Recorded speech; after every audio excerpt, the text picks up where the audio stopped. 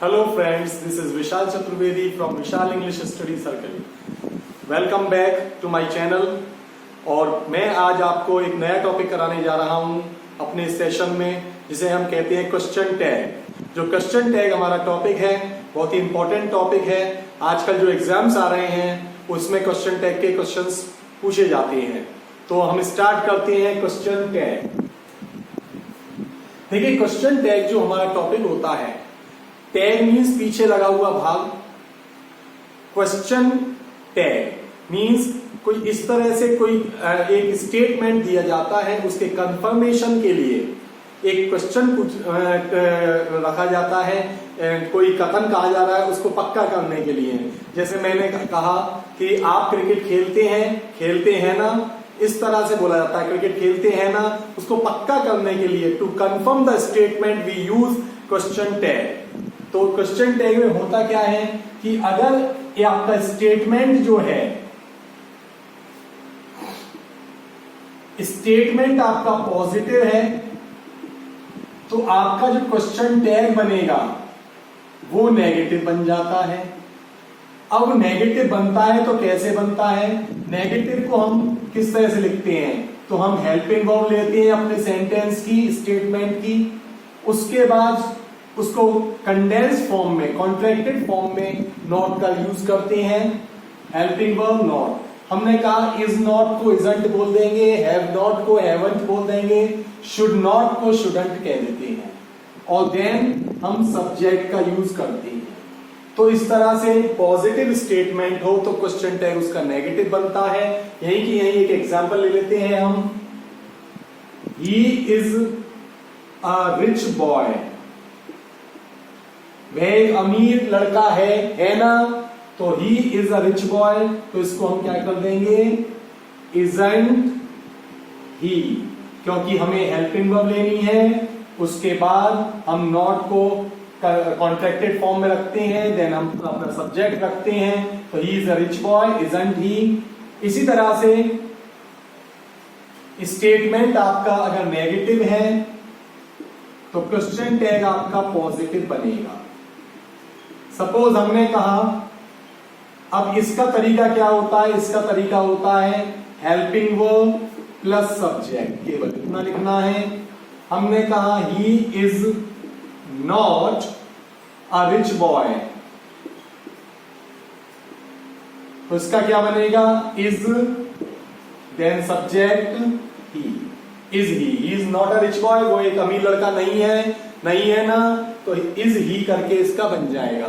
तो पॉजिटिव का नेगेटिव बनेगा और नेगेटिव स्टेटमेंट का पॉजिटिव बनेगा। क्लियर? अब यदि मान के चलिए आपको सब्जेक्ट की फॉर्म में कोई नाउन दिया जा रहा है, दिल्ली दे दिया, रवि दे दिया, किसी का भी नाम दिया जा रहा है, तो हम जब क्वेश्चन टैग बनाते हैं तो वो जो सब्जेक्ट है हमारा, वो नाउन के रूप फॉर्म में नहीं आता है, बल्कि उसको हम प्रोनाउन के फॉर्म में रखते हैं। सपोज एक एग्जांपल लेते हैं हमने कहा Mumbai is a big city. अब यहां मुंबई है, तो मुंबई के लिए हम यहां पर इजंट मुंबई नहीं लिखेंगे। मुंबई के लिए हमारा प्रोनाउन क्या यूज होता है? इट। तो हम क्या लिखेंगे? Isn't it. क्वेश्चन टैग हमारा बन गया Mumbai is a big city, isn't it. Clear? चलिए अब हम आते हैं नेक्स्ट बात पे, इस पे कि किस तरह से चेंजेस करते हैं हम। यहां लिख देते हैं स्टेटमेंट, यहां लिख देते हैं क्वेश्चन टैग। हमारा सपोज कीजिए आई एम है स्टेटमेंट में, तो हम एमन टाई नहीं बनाएंगे। इसका एमन टाई रॉन्ग हो जाएगा, क्योंकि कोई कॉन्ट्रैक्टेड फॉर्म नहीं होती है एमन, इसलिए हम इसको क्या करते हैं? इसको बना देते हैं आरंट आई। लेकिन आई एम नॉट है तो हम कर देंगे am I. They aren't they,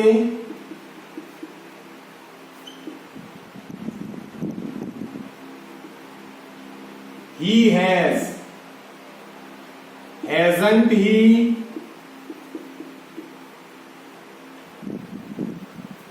I have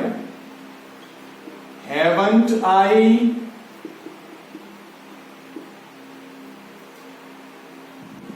He will. Will का कॉन्ट्रैक्टेड फॉर्म नेगेटिव में वॉन्ट हो जाता है, want he. I shall. Shan't I? You should. Shouldn't you?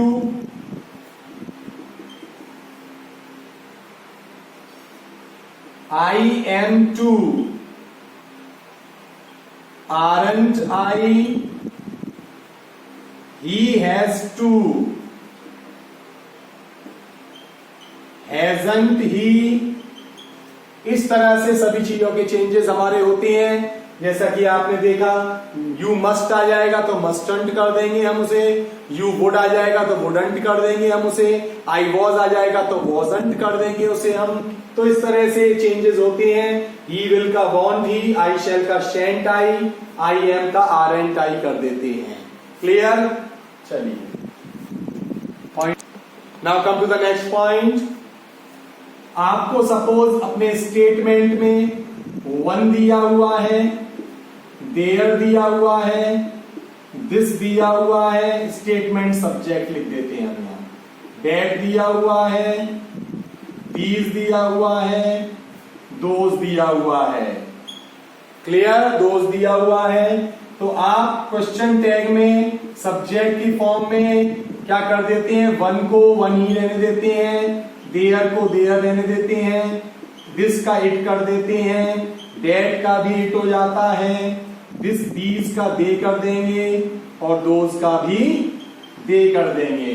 One change नहीं होता है, वन का वन, देयर का देयर, दिस और डेट का इट कर देते हैं, देयर दीज और दोज का दे कर देते हैं.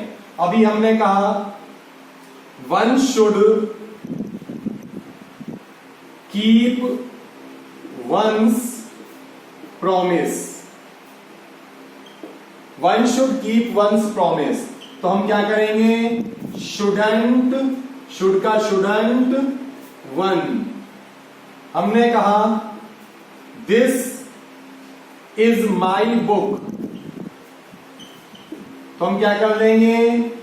इजंट. दिस का क्या कर देंगे? इट कर देते हैं. तो इस तरह से ये बात आपके समझ में आ गई कि कौन सा वर्ड किस में चेंज हो रहा है. ठीक है, नेक्स्ट पॉइंट लेते हैं. अब नेक्स्ट पॉइंट लेते हैं हम. अब हमारा वन के बाद अगर नाउन दिया जा रहा है कोई, दिस के बाद भी नाउन है, डेट के बाद भी नाउन है, दीज, दोज, इनके बाद कोई नाउन दिया जाता है, तो जो क्यूटी का सब्जेक्ट बनेगा वो ये नाउन के फॉर्म में प्रोनाउन आ जाएगा और इन नाउन्स को हम किस में चेंज कर देंगे? प्रोनाउन में चेंज कर देते हैं. सपोज हमने कहा one boy is going there. अब हम वन के अकॉर्डिंग नहीं लगाएंगे, अब हम क्या करेंगे? बॉय के अकॉर्डिंग लगाएंगे. इजंट बॉय का ही. मैंने कहा this girl has done her work. This girl has done her work. तो हम क्या करेंगे? गर्ल के अकॉर्डिंग लगाएंगे, दिस के अकॉर्डिंग नहीं, दिस के अकॉर्डिंग लगाएंगे तो इट हो जाएगा, गलत हो जाएगा. हैजंट गर्ल के लिए क्या लगाते हैं? She.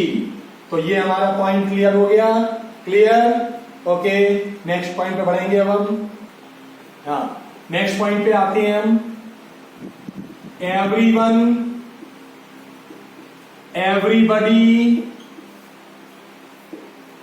No one, nobody, anyone, anybody, everyone, everybody, ये एवरीवन और एवरीबडी तो हमने स्टार्टिंग में लिख लिया। समवन, समबडी,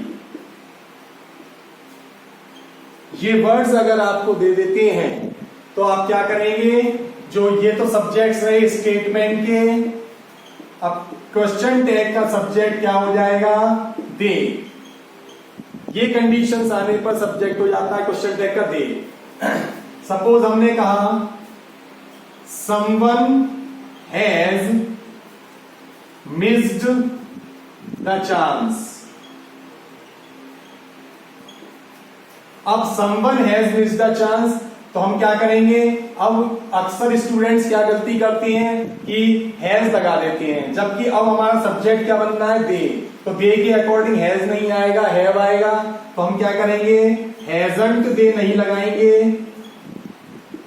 रॉन्ग हो जाएगा।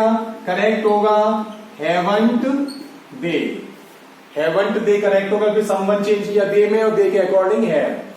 एक सेंटेंस और लेते हैं, nobody is perfect in this world. Nobody is perfect in this world. तो हम क्या करेंगे इसमें,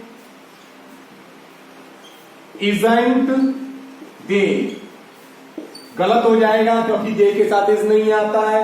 फिर आप लगा देते हैं aren't they, this too is wrong क्योंकि खुद नेगेटिव है nobody, इसलिए क्या बनेगा, are they. The correct sentence will be are दे।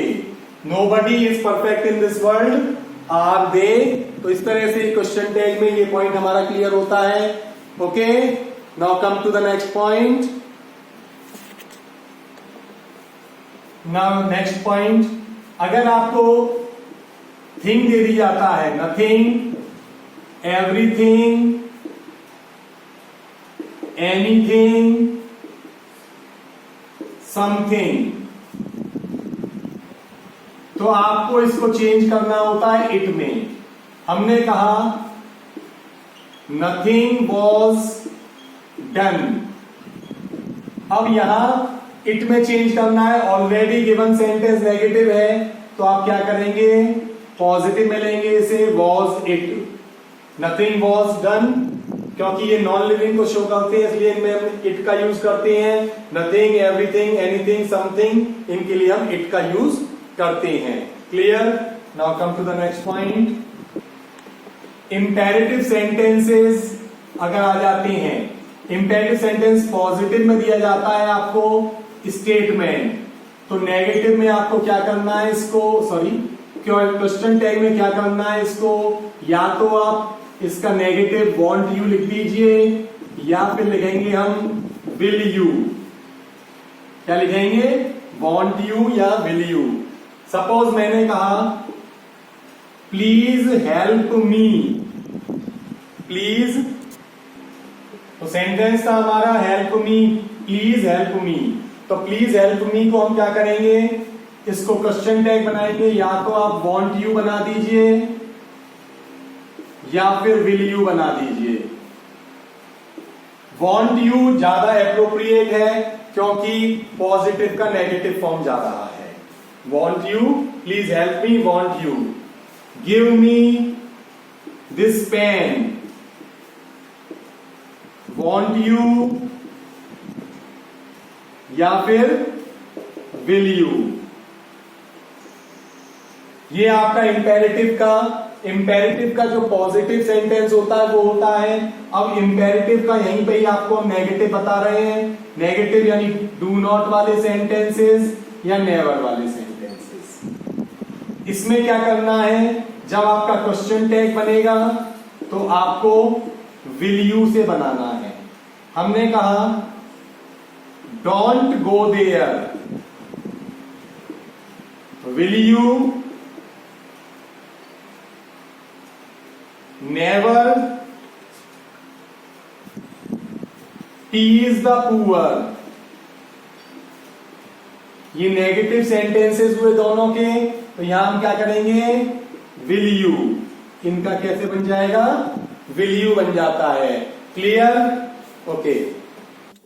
आज की वीडियो में मैंने क्वेश्चन टैग का इतना पार्ट बताया। अब रिमेनिंग पार्ट जो रह गया है वो मैं आपको अपने नेक्स्ट वीडियो में अपलोड करूंगा।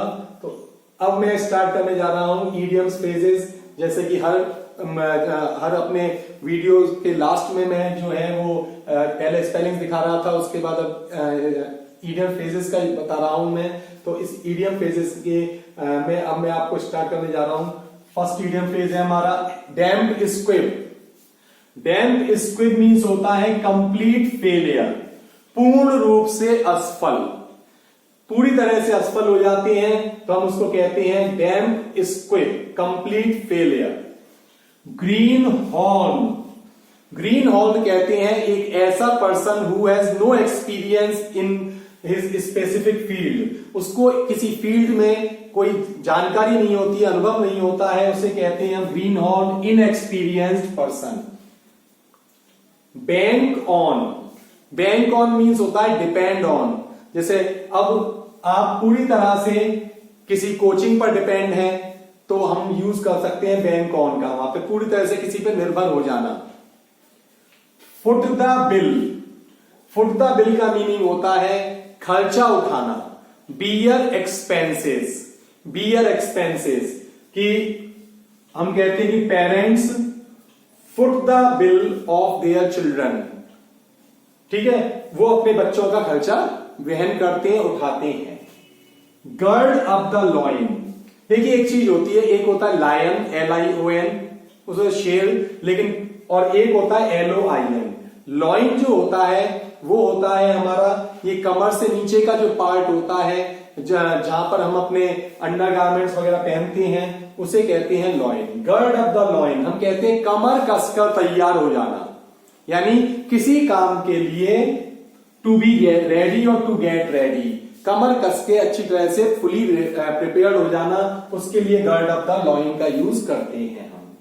बाय फिट्स एंड स्टार्ट्स, कोई काम इरेगुलरली हो रहा है, अनियमित रूप से हो रहा है, तो उसके लिए we use by fits and starts means irregularly. Hole and corner policy, कैसी policy? Hole and corner policy, ये होती है secret policy. Secret policy in sense कि किसी इविल पर्पस के लिए, किसी बुरे कार्य के लिए कोई ऐसी पॉलिसी बनाई जाती है जो सीक्रेट रखी जाती है, उसे हम कहते हैं होल एंड कॉर्नर पॉलिसी। एक गुप्त नीति किसी बुरे काम के लिए, किसी बुरे उद्देश्य के लिए, वो कहलाती है hole and corner policy. It means secret policy for any evil purpose. Queer fish, queer means होता है स्ट्रेंज, विचित्र, अजीबोगरीब, अजनबी, अजीब टाइप का। तो क्यूरियर फिश का मीन्स होता है अ स्ट्रेंज पर्सन, एक अजीबोगरीब का विचित्र व्यक्ति जो होता है नेचर से, अपने कैरेक्टर से, उसे हम क्यूरियर फिश कह सकते हैं। तो इस फ्रेंड्स, आपको ये मेरा क्वेश्चन टैग से रिलेटेड वीडियो अच्छा लगा हो तो इसे लाइक कीजिए, शेयर कीजिए और सब्सक्राइब कीजिए, और बेल आइकन को प्रेस करना मत भूलिए, जिससे कि मेरे चैनल से रिलेटेड जितनी भी नोटिफिकेशंस हैं वो आपको मिलती रहें। Thank you.